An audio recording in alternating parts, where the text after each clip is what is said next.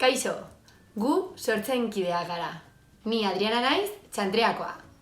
Ni Marta, Kaparrotxukoa. Eta ni Aitziber, Uhartekoa. Eta gaur jolas berezi bat azalduko dizuegu. Makusi ikusi, jolasa. Guztiok ezagutzen dugun ikusi-makusi jolasa da, baina hasierako silaba esan partez, bukaerakoa esango dugu. Venga, hitz bat pentsatuko dut. Listo. Illo bukatzen da. A ber, illo. Zezaia. Txoroskillo! Korapillo! Ez. Hurbil duzue.